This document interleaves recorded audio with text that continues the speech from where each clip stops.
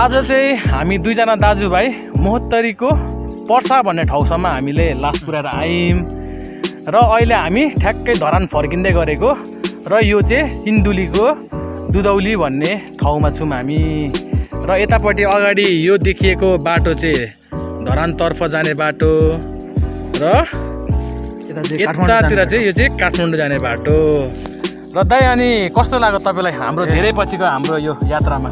मलाई एकदम राम्रो लाग्यो चाहिँ रमाइलो भइरहेछ पहिलोचोटि यात्रा हो मेरो यो चाहिँ के अरे पर्सा भन्ने ठाउँमा चाहिँ रमाइलो भइरहेछ रमाइलो छ नि होइन? रमाइलो छ। हामी दुईजना चाहिँ पहिला एक्चुअली ताप्लेजुङ पनि गएको थियौँ। ताप्लेजुङ त्यति बेला चाहिँ निकै अप्ठ्यारो बाटोमा हामीले गाडी रातिको यात्रा थियो नि त, एकदम कठिन थियो। कठिन यात्रा गऱ्यौँ त्यतिखेर र आज चाहिँ हामी दिउँसै हिँडेको थियौँ धरानबाट 11 बजी हिँडेको थियौँ र अहिले 6 बजिसक्यो होला, 6 बजिसक्यो र अब हामी धरान पुग्दाखेरि त्यही 11 बज्छ।